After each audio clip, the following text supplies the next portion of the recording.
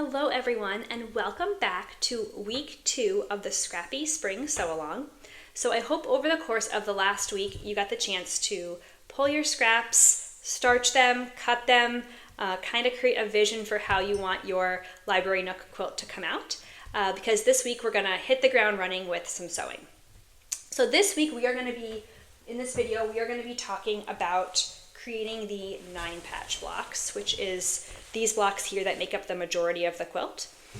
I already have video tutorials on my YouTube here on how to do English paper piecing, but if you are not confident or you've never done this before and you want to hold off until next week when I talk a little bit more about that, feel totally free to wait. This week the goal is to make 14 of these 9-patch blocks and 1 of these English paper piece blocks. But again, you can always hold off and do 2 of them next week. So let's talk a little bit more about these 9-patch blocks, how they're made, how we get our points to line up as accurately as possible. And again, you're going to want to decide, let me pull this aside here. You're going to want to decide if you want your quilt to be kind of like this organized scrappy look, or if you want your quilt to have this super scrappy look. Because as I turn my camera around to show you what I'm working on, you'll see that we need to set up our fabrics and our blocks a little bit differently to get each look. All right, so let me turn the camera around and we'll get sewing. Okay, so when we make our 9-patch blocks, we are going to be making them 2 at a time. So you see these 2 blocks here are kind of like sister blocks. This one has the dark fabric spaced out kind of like this, and this one has them in this pattern here. So in order to do that, what we're going to do is you need to pick 3 of your light colored fabrics and 3 of your dark colored fabrics. Now at this point, if you are making this like organized scrappy look here where you're just using 2 different fabrics in each block, you'll need to make sure that you have 3 of the same fabric and then 3 of the same light colored fabric.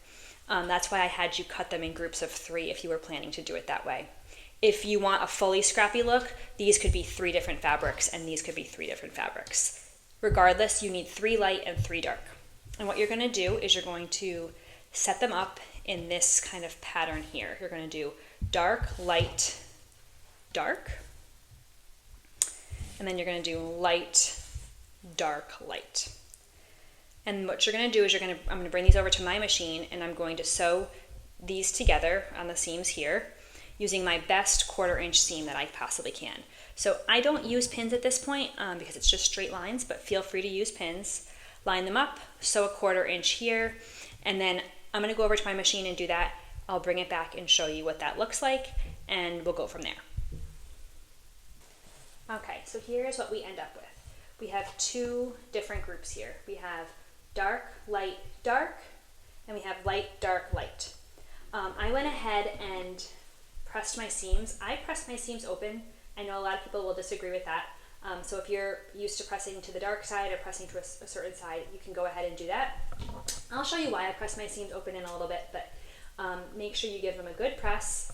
And then the next thing we're going to do is we are going to cut these into 2.5 inch segments. So each of these strips, I'm going to turn them this way, it's easier for me. Each of these strips are 8 inches long, and we need 3 2.5 inch strips. So you do have a little bit of wiggle room on each side. This is my Stripology ruler here. So if you've never used one, you just want to make sure that you're lining everything up straight with this line. And then I'm going to cut on the 0 inch here, the 2.5, the 5, and the 7.5. Go right ahead and do that.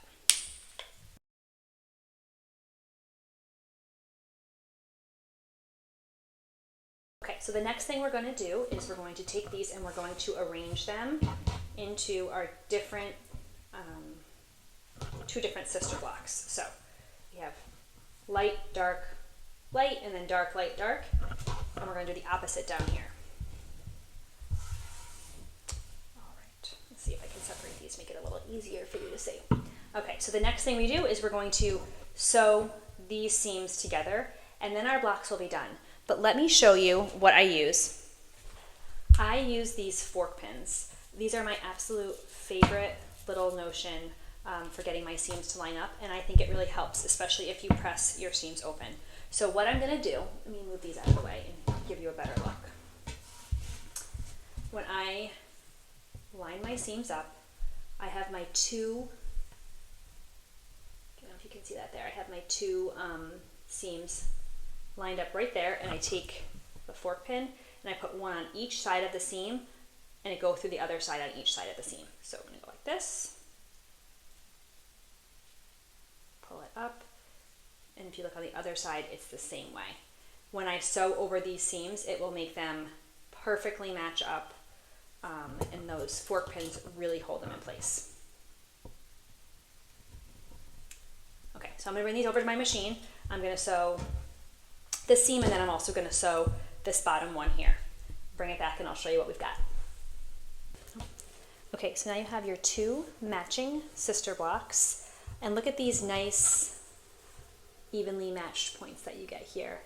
So that's why I prefer to press my seams open. Some people will argue it could weaken the seam.